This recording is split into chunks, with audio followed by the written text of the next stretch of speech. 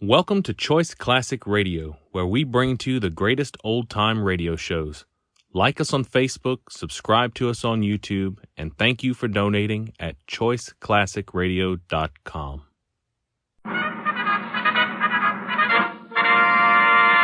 From Hollywood, California, the Lux Radio Theater presents Charles Lawton in Ruggles of Red Gap with Zazu Pitts and Charlie Ruggles.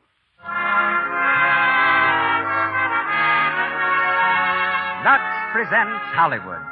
Tonight's play is the lively and romantic story of an English ballet set down in America's wild and woolly West. Charles Lawton stars in Ruggles of Red Gap with Zazu Pitts and Charlie Ruggles. Between the acts, you'll hear one of the most famous real-life butlers, Herbert Peacock. Our music is conducted by Louis Silvers. This program is brought to the microphone jointly by the makers of Lux Flakes and by you women who are buying Lux Flakes this week and every week. Here's what so many clever women are doing nowadays. They use Lux to care for all their washable clothes and to do their dishes, too. You realize how little this costs? Only a few cents, and it saves dollars. Things stay new-looking so much longer. Remember, this is a Luxable year, and to look your best, to benefit from all the loveliness this year's crisp linens, colorful cottons, printed silks, and rayons can give you, be sure to use gentle Lux Flakes frequently. And buy the thrifty big box. Let Lux care for everything you care about. Everything safe in water alone. Ladies and gentlemen, our producer, Mr. Cecil B. DeMille.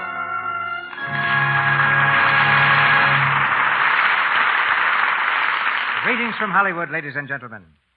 Back in 1914, the British Army lost an eager recruit named Charles Lawton. They told him he was too young to fight. So he learned the hotel business, in which he was intrigued far more by the habits and manners of the guests than by the duties of his job. A little later, when another birthday had come and gone, Mr. Lawton was at last allowed to serve his country. The war ended, other ventures claimed him, until after 10 years, he got his first part on the stage. Mr. Lawton had been acting 3 years when I happened to see him in London and decided he was the man I wanted for the part of Nero in The Sign of the Cross. His contributions to the screen since then have given the world many hours of glorious entertainment and artistry. Outstanding among them was his performance of the title role in Ruggles of Red Gap. And tonight, as he repeats that role for us, he makes his first appearance in a radio drama in this country. Mr. Lawton's latest pictures are 2 Paramount releases, The Beachcomber and Jamaica Inn, and he's now at RKO Studio starring in The Hunchback of Notre Dame. With Charles Lawton come 2 other fine players, also from the original picture cast, Charlie Ruggles and Zazu Pitts. We hear Miss Pitts as Mrs. Judson and Charlie Ruggles as Egbert Floud, leading citizen of Red Gap. So put on your 10-gallon hat and your high-heel boots as the Lux Radio Theater presents Charles Lawton, Charlie Ruggles, and Zazu Pitts in Ruggles of Red Gap.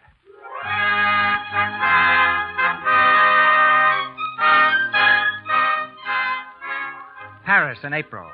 A velvet breeze steals softly through the open windows at the hotel apartment occupied by Lord Bernstein. His lordship, on a visit from London, has had a restless night. By his bedside stands Ruggles, his valet. Immaculate in dress and soft in speech, Ruggles is the perfect gentleman's gentleman. He shakes the coverlet gently and speaks in the liquid tones reserved for awakening the master after a too enjoyable evening. Milord, milord. It's 10 o'clock, milord. What? 10 o'clock, milord. Oh, 10 o'clock what? In the morning, milord. Oh, what day? April the 17th, milord. What year? 1908, milord. Oh, same as yesterday. Is there anything wrong, milord? Everything's wrong. Shellfish again for supper, milord. Well, what of it? You know what they do to your digestion, milord? They don't do a thing to my digestion. No, milord. No, if you want to know, I had oysters and lobster and sherry and champagne. Quite, milord. I had dinner and spent the evening with Mr. and Mrs. Egbert Floud. The, Americans, milord? Yes, they taught me their native game of drawing poker. Quite a horrible experience, milord. Yes, it was. Mrs. Floud telephoned a few minutes ago, milord. I informed her you were asleep. She said you had a surprise for me, milord. She said... Was that all she said? Yes, milord. Your tea, milord? Oh, thank you. I say, Ruggles, how are you on shocks? Shocks, milord? Yes, you know, shocks, upheavals. You've always stood up under them pretty well, haven't you? Trust I have, milord. I trust I always will, milord. Yes, well, this has to do with the game of drawing poker I played last night. You see, in this game, there's a thing called bluffing. And though I say it myself, I'm particularly good at it. I bluffed Mr. Floud into putting up quite a sum of money. Then you won, my lord. No, you see, I didn't realize that Mr. Floud was not bluffing also. I suddenly discovered that I'd lost more than I could pay. And then Mrs. Floud said I'd got something they'd rather have than the cash. Then you didn't lose any money, my lord. No, Ruggles, I lost you. Ruggles. I'm extremely sorry, my lord. Did I understand you to say, my lord, that you had lost me? I did. Ruggles, please. Do I understand, my lord, that I was the stake in this game of chance? Yes, Ruggles. Apparently this Floud woman had her eye on you. You don't have to go if you don't want to. If I was lost like that, my lord, I am a debt of honor. I have to be paid, so to speak. Well, it's dash sporting of you to go off like that, Ruggles. Go off, my lord? I've an idea. Well, I rather think they want to take you out to America. America, my lord? A country of slavery? No, I think that's all finished. I believe some chap by the name of Pocahontas did something about it. Wouldn't be surprised if this isn't that Floud chap to collect you. Collect me, my lord? Will you answer it? Tell him I'm ill, will you? Yes, my lord. Yeah, howdy, Bill. Morning, sir. You remember me, don't you? Floud's the name, Egbert Floud. Yes, sir. Won't you come in, please? Thanks. Now look here, Bill. This thing ain't my idea, you know. It's Effie's. She's my wife. And when she once makes up her mind to do a thing, a whole herd of buffalo wouldn't stop her. Buffalo, sir? I don't know as I'd want you at all if it was me, but it's Effie. And she's some wildcat, believe me. I have no reason to doubt you, sir. Yeah. Now, I don't want to hurry you, but I guess we ought to be going because, when Effie wants a thing, she'd fight a rattlesnake and give it the first 2 bites. A rattlesnake, sir? Yes, sir. Will you excuse me a moment? Yeah, sure. Go right ahead. My lord. Yes? The, gentleman has called for me, my lord. Oh. Is there anything further I can do for you, my lord? Don't think so, Ruggles. This is all very sudden, isn't it, my lord? Well, yes. I can't help worrying about what is to become of you, my lord. Oh, I'll be all right. Rather fun dressing myself for a change. Yes. I've put your digestive tablets over there, my lord. Yes, well, goodbye, Ruggles. Look after yourself. Yes, my lord. I'll return later for my things, my lord. Goodbye, my lord. Goodbye. Say, Bill, I was just looking at this picture on the wall here. What's it supposed to be? The French Revolution, sir. The aristocrats on their way to the guillotine. I am ready to leave now, sir.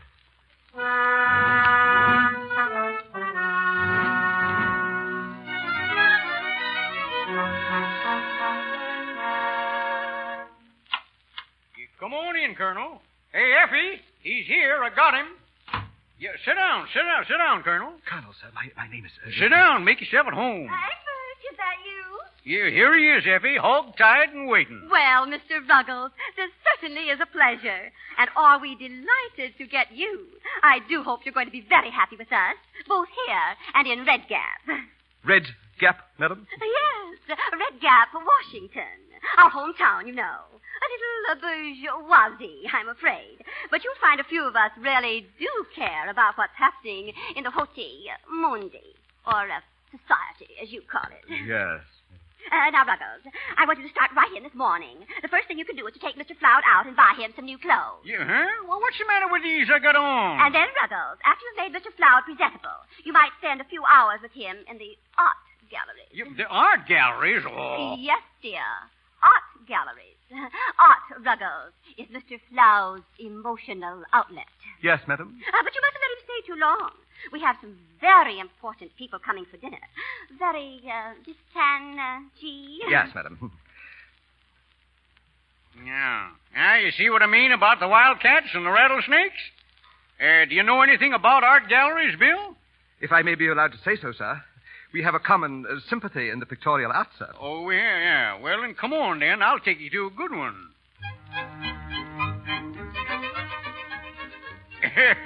Waiter, give me another of the same, will you? Oui, monsieur.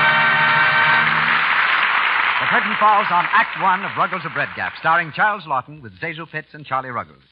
During our brief intermission, we bring you the Browning family. It's a hot summer day, and we find Dot Browning visiting her friend Janie Barrett across the lake. The two girls are talking about a party they're going to next week. What are you going to wear, Janie? My white cotton evening dress. Gee, I wish my hands weren't so red. They look dreadful against that white. I know. Hands seem to show so much more in the summertime, don't they? Mm-hmm. And it's awfully hard to keep them nice looking. Swimming and grubbing around the garden, not to mention dishwashing. Want to know something, Janie? What? I think it would help a lot if you used Lux Flakes for your dishes. Why? Because Lux is so easy on your hands. It doesn't make them all rough and red, the way a lot of soaps do. We always use it at home. And your hands always look nice, too, Doc. Well, you just try Lux Flakes and see how much it helps. I certainly will. I'm going to ask Mother if she won't get a box tomorrow. That's just grand. Then maybe you'll have nice hands in time for the party. In the summertime, nice hands are more important than ever. It isn't any fun to get all dressed up in pretty short-sleeved dresses and light pastel colors and then have rough, red hands spoil your whole appearance. Your hands need special attention. Now listen. You wouldn't dream of washing your hands with harsh kitchen soap, would you? Then why expose your hands for hours to soaps like that in your dishpan? You're letting harmful alkali roughen and coarsen them. It's so unnecessary. Use Lux Flakes for your dishes and help your hands stay soft and smooth. Because Lux has no harmful alkali. Absolutely nothing to bite and sting your skin the way harsh soaps do. Lux is gentle as the finest toilet soap. And a little goes so far, Lux is thrifty. And now I see Mr. DeMille is ready for Act Two. We continue with Ruggles of Redgap, starring Charles Lawton as Ruggles, with Zazu Pitts as Mrs. Judson and Charlie Ruggles as Egbert Floud. Ruggles has been forgiven for his first misstep, and now, far from his native Piccadilly, far from the comforting notes of London's Big Ben, he journeys fearfully through the vast reaches of the West toward Redgap, Washington.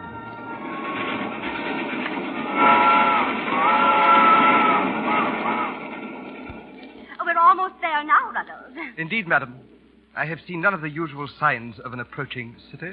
Yeah, well, Red Gap ain't exactly a city, Bill. Fastest growing town in the state, though. We shall be met by my sister and my brother-in-law, Mr. and Mrs. Belknap Jackson.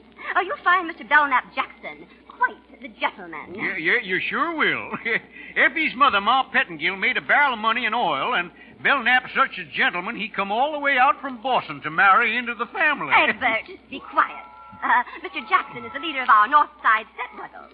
You'd hardly believe it, but until he came to Red Gap, nobody even thought of putting doilies under the finger bowls. No, nobody even thought of finger bowls. Really? How very extraordinary. Yeah, look at that. You see that sign out there, Bill? You see what it says? Keep your eye on Red Gap, a rootin' tootin' town. Ho, ho, ho. Don't that make your heart beat faster, huh, Bill? Well, in a way, it does so.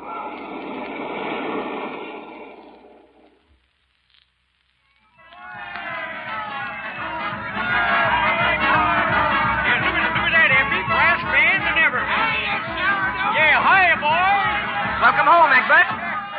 Yeah, huh? Oh, hello, Belknap. Oh, how are you, Effie? Belknap, mon cher Belknap. How are you, mon cher? I have the carriage waiting, Effie. Thank you, Belknap. Oh, this is Ruggles, Egbert's man. We persuaded our friend, Lord Bernstead, to let him come to us. No, really? Take the bags, Ruggles. Very good, son. Egbert, hey, sourdough. Look at there's Ma. Ma Pettingill. Why, you old maverick. Sourdough, you old horn toad. Well, you're a sight for sore eye. You're getting prettier every day. Oh, go on, you bow-legged lizard. Mother, please. Oh, hello, Effie. You're getting fat again. Oh, Ma, listen, I want you to meet the Colonel. Colonel, this is Ma Pettingill. Hi, Colonel. Where's your uniform? Mother, this is Egbert's servant. Shall we leave, Effie? Sure, go ahead. I'll take the Colonel home for you. Mother, you can't. Why not? You ain't going to leave him here, are you? Come on, Colonel. I'll give you a hand with those grips. Thank you, madam.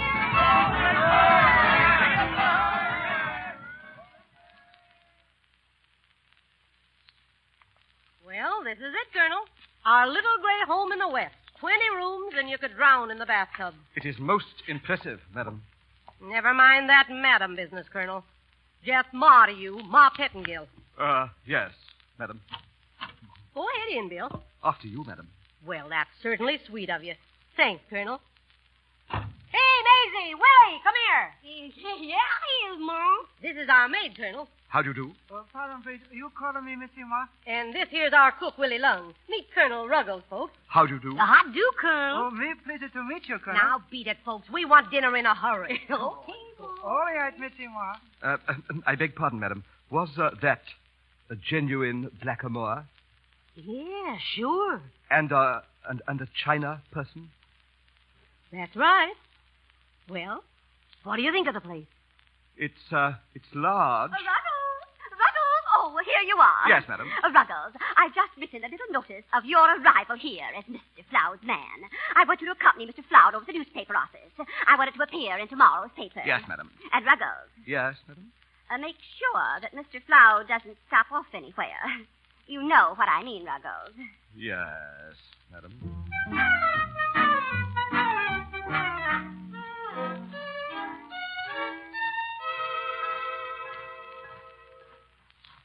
Well, come on, Bill. What you stalling around about? Shake your feet. Yes, sir, but are you sure the newspaper office is in this direction, sir? Now stop worrying, Colonel. But I was definitely instructed, sir. Oh, sure, I know. Listen to that. You hear that? That's Nell Kenner singing. Ain't it beautiful? Huh?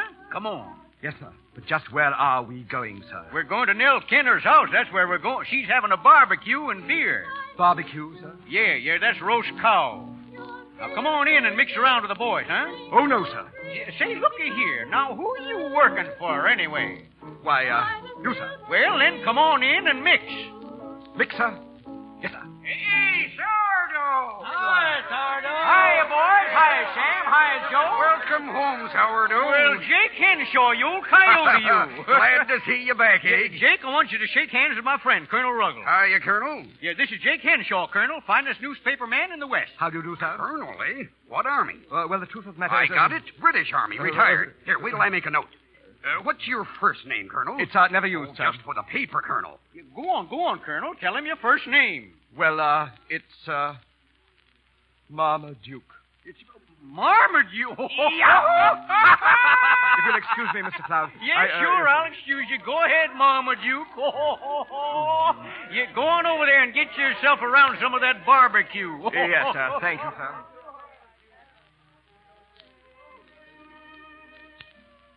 Good evening. Good evening, madam. Can I get you another sandwich? Thank you. I say, who is responsible for this meat sauce? Why, I am. Really? Very excellent indeed, my good woman. If you're calling me a good woman because you don't know my name, it's Judson. I'm delighted to make your acquaintance, I'm sure. I know who you are. You're that colonel everyone's talking about. Oh, but really, no, it I'm isn't, glad you like my meat sauce, Colonel. Yes, it's very good. Very good. It's almost perfect, in fact. What do you mean it's almost perfect? Oh, I was just thinking that a few drops of this, perhaps, and a little bit of that might make it into a really superlative sauce. Well, let me tell you something. I've been making meat sauce for longer than I can remember, and nobody's ever found fault with it before. Wasn't finding fault with it. Well, what do you mean by a few drops of this and a little bit of that? And I meant that perhaps a little spice and some wine vinegar. Listen, Colonel, you'd better stick to something you know about, like leading a regiment. Please, let's not have an international row about it, what? Well, I don't... Shall we dance? Well, I really shouldn't. I've got work to do. Oh. Are you in service here? If you mean, am I working here? Why, yes. I always do a little cooking and serving for folks when they give a party. Oh, I see. Yes, I know what you mean. A man in your position wouldn't expect the help to dance, but nobody minds here, Colonel. It's funny, but you're the first one that ever made me feel different than anyone else. Might I have the pleasure of this waltz? Why, sure.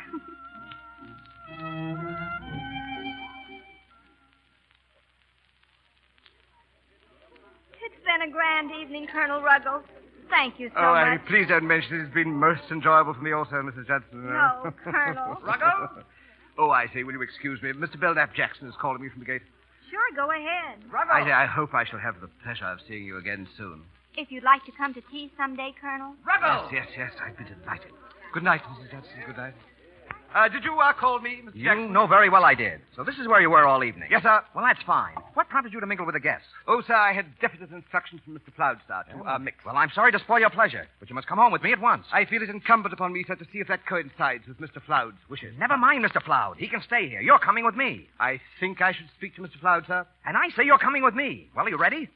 No, sir. Why, you impertinent... I'm sorry you did that, sir. And I regret that I feel it necessary to retaliate. Why, you... Good night, sir. I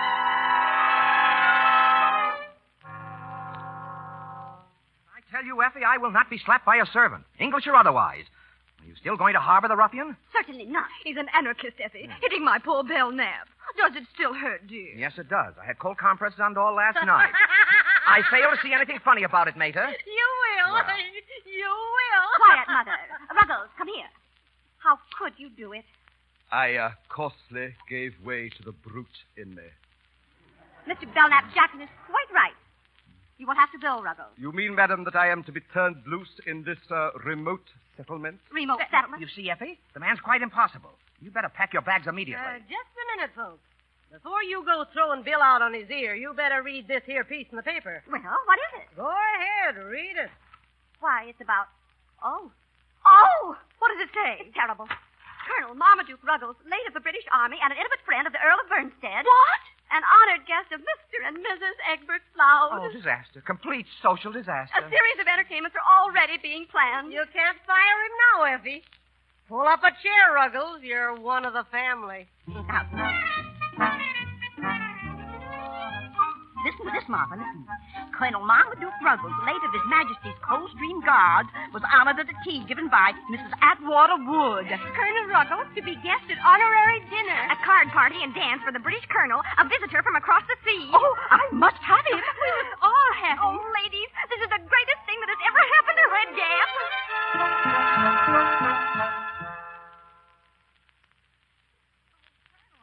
I never thought you'd come here. I know how busy you've been, what with all those invitations I've been reading about. Oh, yes, it has been a bit of a round, what? I say, what a spiffing little home you've got, Mrs. Johnson. Oh, I just sort of fixed it up myself. Did you? Very snug, I must say. Well, topping. Goldfish. Do you like goldfish, Colonel? Rather, I have always derived intense satisfaction from their silent companionship. Oh, have you? Oh, I say, well, this is rather a quaint picture, what? Oh, I say, who is it? That? Oh, that was Elmer, Mr. Judson. Oh, yes. Mr. Judson? Yes, he's dead. Really? A fine-looking chap, I must say. Colonel, would you excuse me? I think the tea water is boiling. I say, can't I help you? Oh, no, please. Men are so helpless in the kitchen. Helpless, really? Oh, no. Well, now, just sit down, and I'll pour the tea, and... Mrs. Judson, please. Why, what's the matter? Oh, no, always bring the pot to the kettle. Never bring the kettle to the pot. What? Listen, Colonel, I've been making tea for longer than I can remember. Now, look here, let's get into difficulties about this, but you must listen to an Englishman about tea. If it were coffee, I should be your pupil, but we're making tea.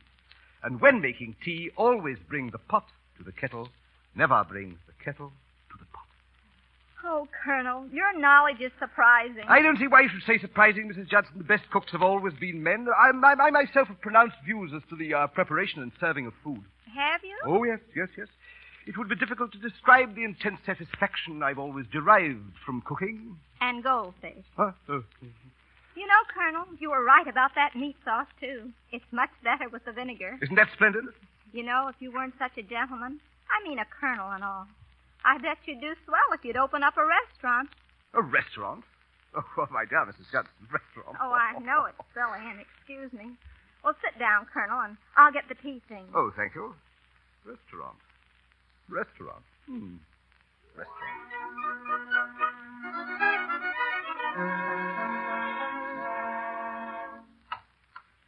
Well, evening, Ruggles. Good evening, sir. There, you look quite comfortable beside the fire there. Sit down. Oh, no, thank you, sir. Reading? Yes, sir. I've been taking the liberty of reading again the life of one of your great American statesmen, sir. Wonderful man, sir. Very instructive pastime, Ruggles. I found it so, sir. You seem in a very good mood yourself tonight, sir. I am. It's a pleasure to tell you that you're through. Did you, You're fired, Ruggles.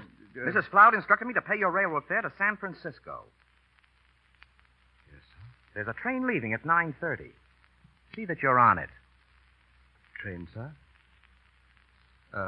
Yes, train, sir. Yes, sir. Goodbye to you.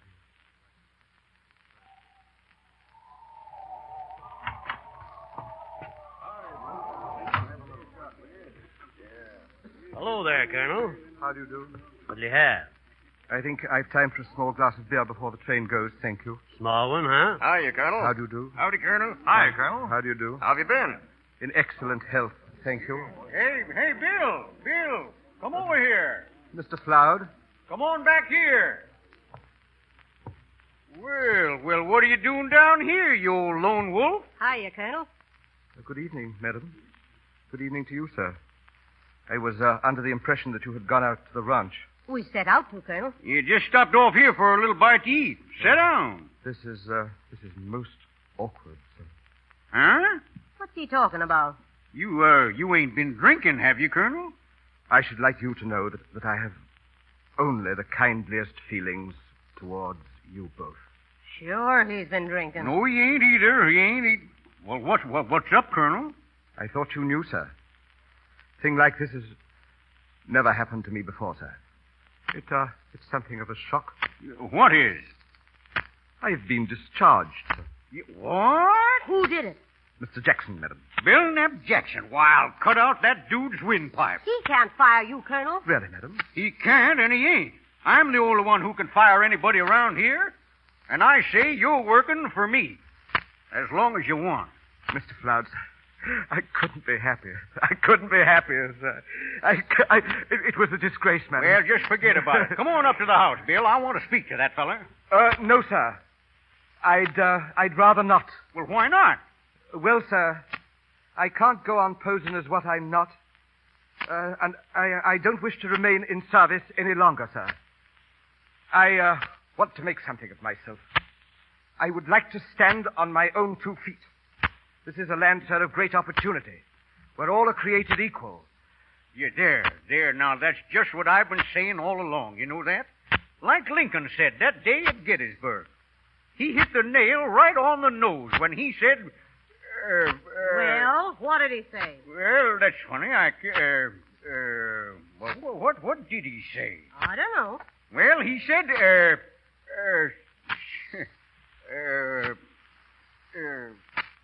hey, Sam. Yeah? What did Lincoln say that day at Gettysburg? I don't know, but I'll find out. Hey, Joe. Yeah? What did Lincoln say at Gettysburg? Shucks, I don't know. Harry, what did Lincoln say at Gettysburg? I don't know. I wasn't there. Oh, yeah.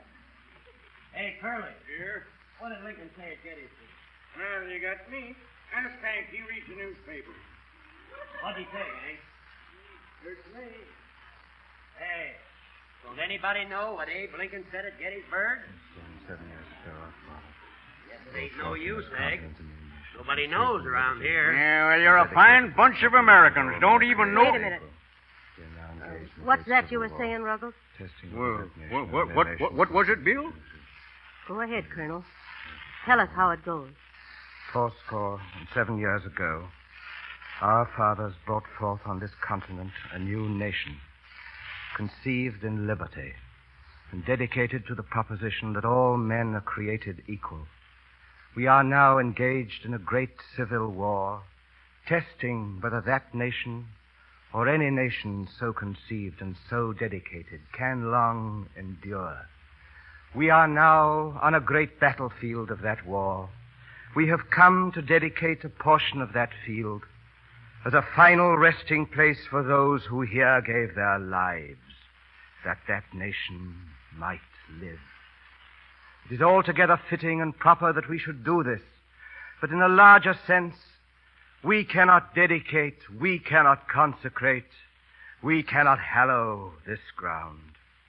The brave men, living and dead, who struggled here, have consecrated it far beyond our poor power to add or detract.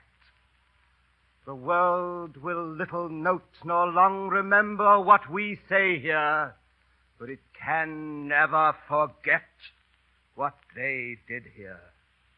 It is for us, the living, to be dedicated here to the unfinished work which they who fought here have thus far so nobly advanced. It is rather for us to be here dedicated to the great task remaining before us, that from these honored dead we take increased devotion to that cause for which they gave the last full measure of devotion. That we here highly resolve that these dead shall not have died in vain, that this nation under God shall have a new birth of freedom, and that government of the people, by the people, and for the people shall not perish from the earth.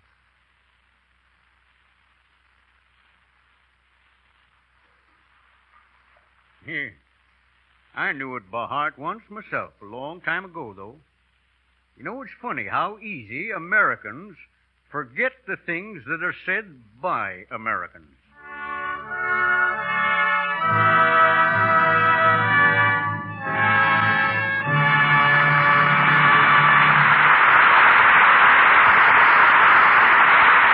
We pause for station identification. This is the Columbia Broadcasting System.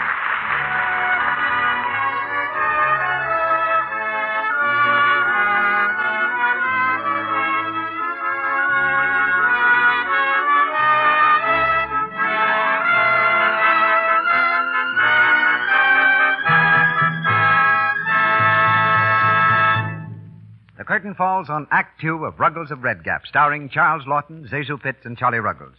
In just a moment, we present a very interesting intermission guest. But first, I want to tell you something very interesting about our product. See this large box of Lux Flakes I have here? How many cupfuls of flakes do you think it holds? Goodness, I don't know, Mr. Ruick. And you? Why, I think maybe 5 or 6. Sorry, you're wrong. There are 12 cupfuls of delicate sheer flakes in one large box of Lux. That's enough to do your dishes for about 60 meals. Just a few flakes make so many suds, such rich, active suds, too, that it's thrifty to use Lux for dishes. And you know how kind Lux is to your hands. So when you buy soap for your dishes, remember these 3 points. Lux is speedy, it's thrifty, and it's kind to your hands. Get the generous large-size box tomorrow. And now, here's Mr. DeMille with our guest. The man we're about to present comes very close to being, in real life, what Ruggles is in fiction. He's Herbert Peacock, who, like Ruggles, came here from England and devoted his life to attaining perfection as a gentleman's gentleman and butler. For the last 12 years, Mr. Peacock has been a butler in the home of Miss Anne Morgan, distinguished lady of one of our most important families. Going across the country to hear his comment on our play, we bring you Peacock of New York. Thank you, sir. Only a man in service, like myself, can realize what a tremendous shock it must have been to Ruggles to be forced to break the traditions of his time-honored profession and actually sit at that French cafe with Mr. Floud. Although the butler would never presume to overstep the bounds where his master is concerned, he is indeed a gentleman to the staff he supervises. In England, for example, he gets his morning cup of tea brought to him in bed. My father was truly a gentleman's gentleman, and was never known to do a hard day's work in his life. The true butler, wherever he is, sees all, knows all, and makes no sign whatever. Sometimes that's difficult to do, and sometimes it has his humorous side. I have a friend in service who could never allow himself to smile when he overheard a dinner table joke. Of course, no excellent butler would, but he had another reason for saving his laughs for the pantry's ears alone, so he could take his false teeth out and laugh without disaster. Incidents like this made me realize that many household staffs in New York, although they live close to some of the most charming rooms in the world, have few places of their own in which to entertain their friends. So we organized a staff club, of which I am secretary, where we supply all the social club can offer and have a fine steward who battles for us. The club publishes a magazine, too, written by and for the staffs of homes and estates. We have many out-of-town members, and an honorary member, one of whom we're very proud, Mr. Arthur Treacher, who plays Butler's part in ever so many good movies. He and Mr. Lawton can get excellent references from us, if they ever needed them. But the butler's life isn't all clubs and recreation. His domain covers everything that happens in the butler's pantry, and that covers a lot. Wines and how to serve them, the making of salads and appetizers, the arrangements of flowers, and many, many other highly specialized functions.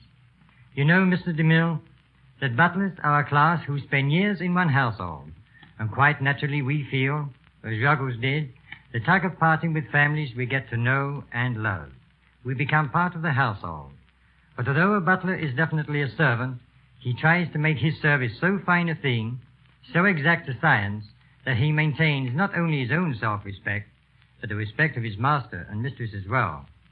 This very week begins my 13th year with Miss Morgan, so perhaps I'd better get back to my pantry and allow Ruggles to return to his work, too. Will that be all, sir? That will be all, Peacock. The service was excellent. Back in Hollywood, we're ready for Act 3 of Ruggles of Red Gap, starring Charles Lawton with Zazu Pitts and Charlie Ruggles.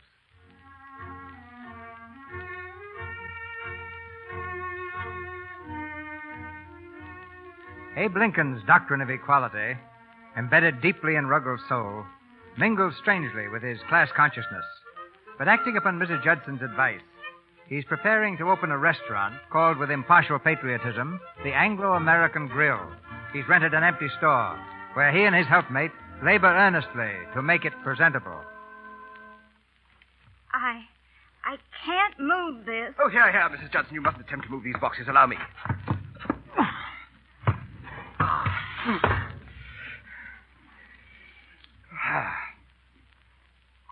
It's certainly beginning to look like something. Yes, I'm not at all displeased, you know, not at all. It's going to be a large kitchen, isn't it? I guess I'll have plenty of room. I say, let's hope fervently that we shall need it. Now, I suggest we put it... Ruggles! It's Mrs. Are you Cloud. here? Oh, Ruggles, I'm so glad I found you. I've been almost frantic. Is there something wrong, madam? Look at this letter. He's coming here, Ruggles, to Red Gap. He's coming to visit us. Who, madam? Why, Lord Bernstead. Who else? His lordship. Coming here. Yes. Isn't it glorious? Of course, I shall be simply frantic arranging dinners, parties, and receptions. But I'm depending on you, Ruggles. Oh, what are you doing now? Are you busy? Yes, rather, madam. Oh, yes, of course, yes. This chopped suey joint you were going to open. Well, of course, that's out of the question now. Oh, but here I am wasting time, and dear George is apt to pop in on us any moment. Oh, Ruggles, you don't know what this means. Au revoir. And don't forget, come to the house as soon as you can, Ruggles. Well, we'd better get on with our work. If you expect to open this place soon. Why, what's the matter? His lordship. He's coming to get me. You're not going to let him, are you? I suppose he needs me.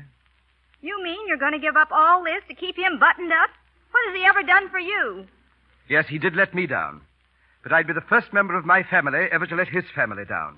And I'd have you know, Mrs. Judson, that it isn't just keeping a man buttoned up. It's heredity and loyalty. I suppose you could call it habit if you wanted to. Well, I call it downright foolishness. Why don't you practice what you've been preaching? First I find out you're not a real colonel. Well, I thought I felt it my duty to tell you. I didn't care. But now I find out you're not even a man. Maybe you'd better find out what you are. Oh, I feel like jumping in the river. Well, go ahead and jump. And jump in at the bend. It's deeper there.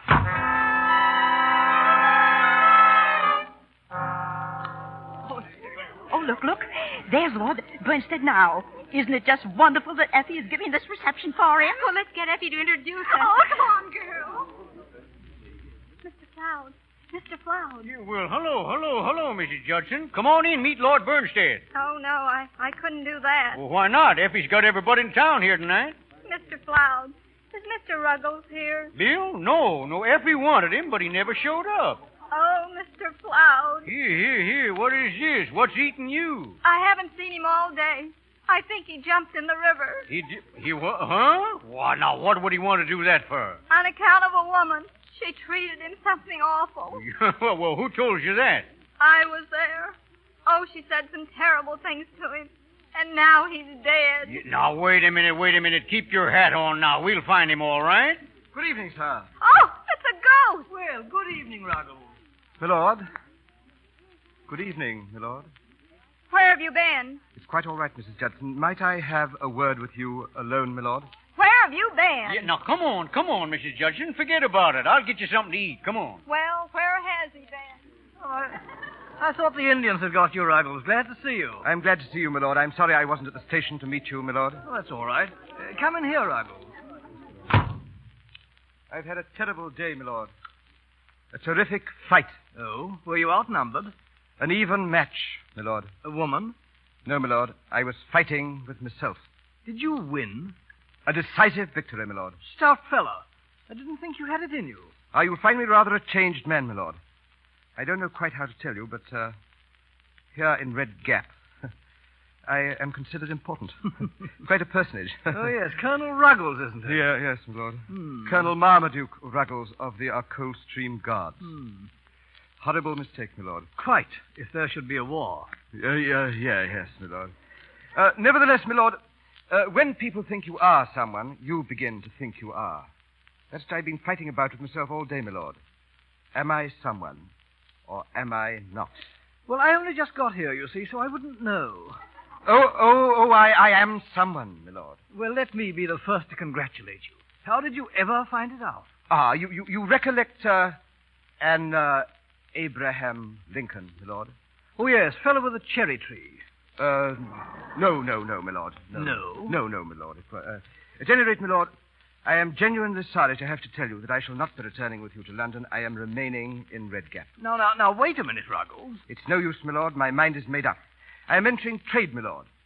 A restaurant. It's no good for you, Ruggles. You haven't the background for trade. Nevertheless, my lord, I intend to try.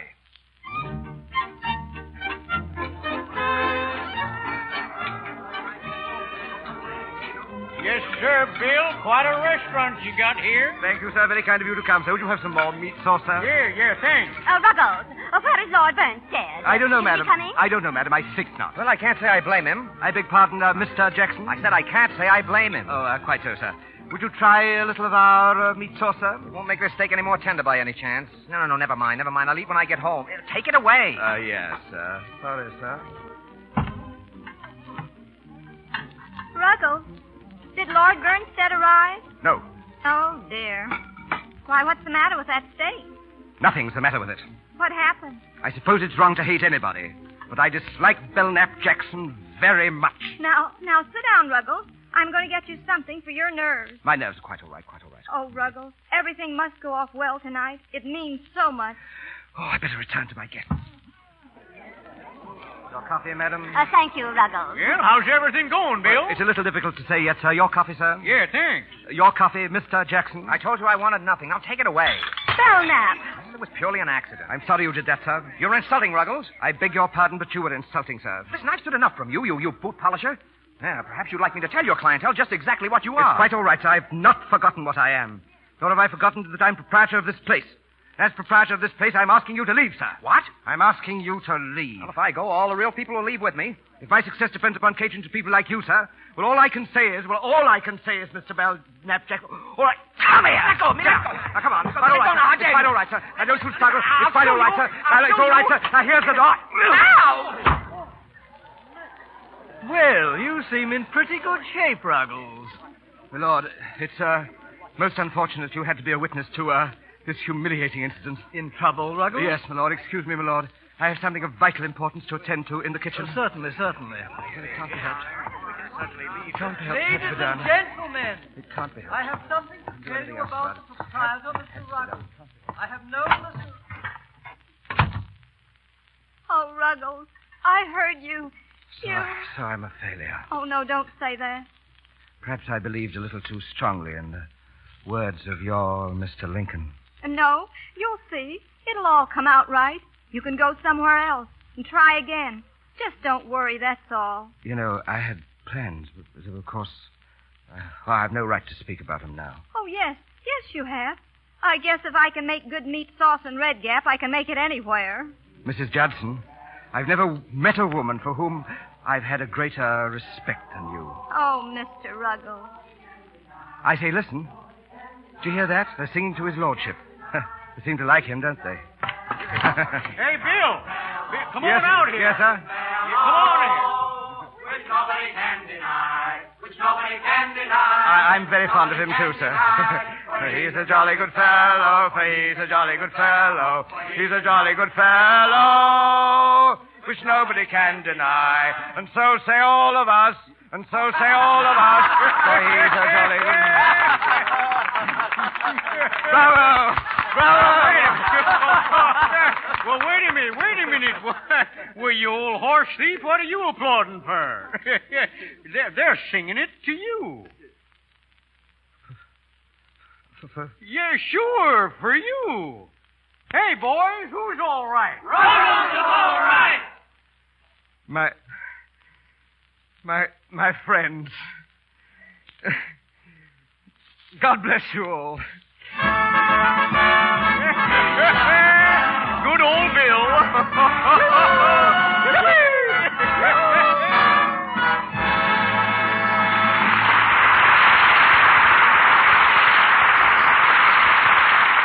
You have just heard the last act of Ruggles of Redgap, starring Charles Lawton. In a moment, our star will be back to take his bow. You know, sometimes it's better to let other people say things for you. That's why I want you to hear what 3 women have to say about Lux Flakes. Women just like you and your neighbors. Mrs. A.E. Symington of Long Island says, A big box of Lux does my dishes for 60 meals and takes away the drudgery of dishwashing. Mrs. John D. Deegan of New York says, About a penny's worth of Lux does my dishes for a day, and it helps my hands stay soft and smooth. Another New York woman, Mrs. B.W. Burr, says, It's foolish to bother with soaps that are slow and hard on hands when Lux is so thrifty for dishes. It takes so little to make a pan full of suds.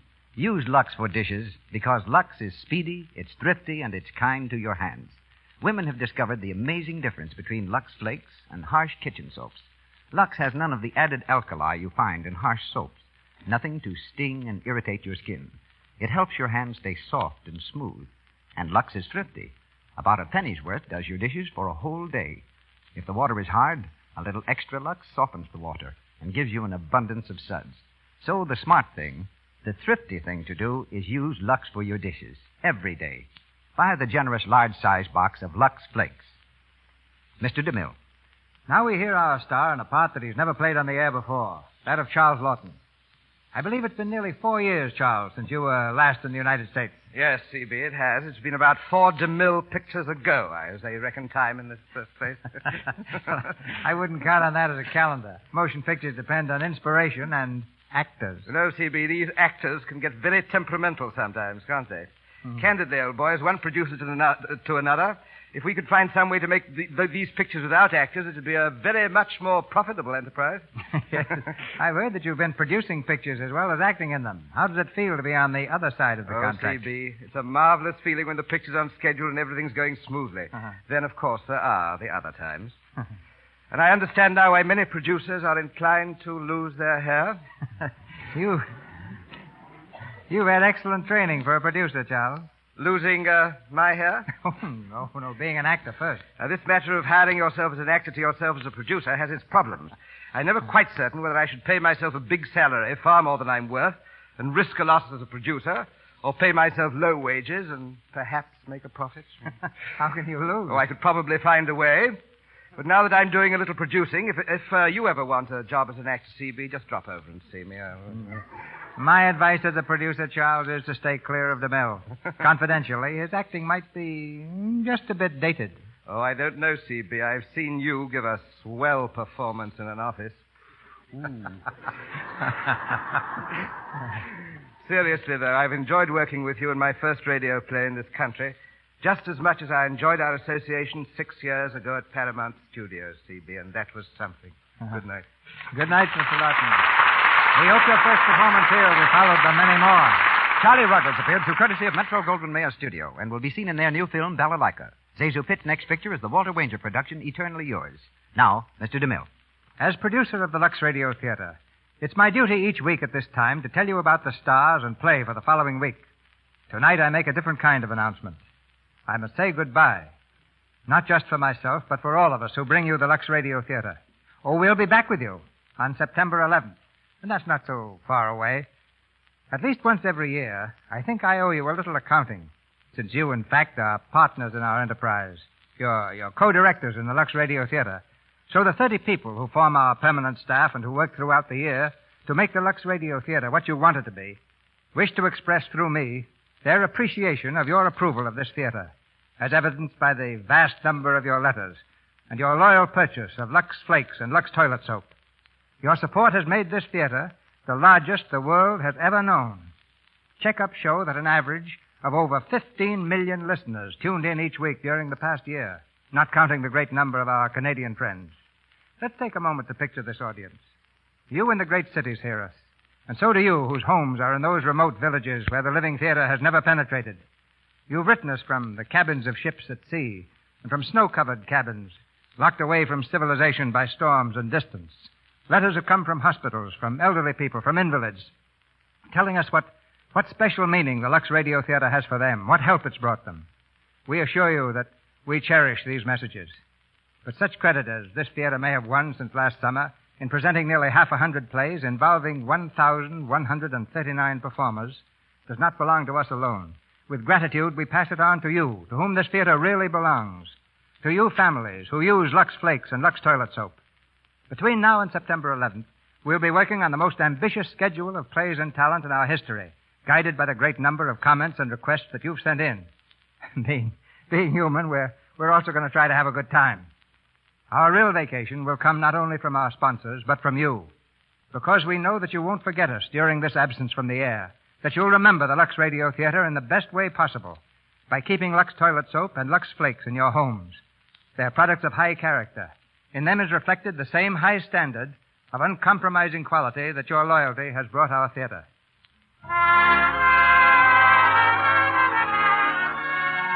As I say goodbye, I feel as if I'm standing on the peak of a great mountain, which we've climbed together since this theater first came to the air in October 1934. The glorious panorama that I see is the most thrilling experience that can come to man. Its name is friendship. Wherever you may be on this continent, you have my sincere wishes for a summer of health and happiness. Until September 11th, this is Cecil B. DeMille saying good night and goodbye to you from Hollywood. This is the Columbia Broadcasting System.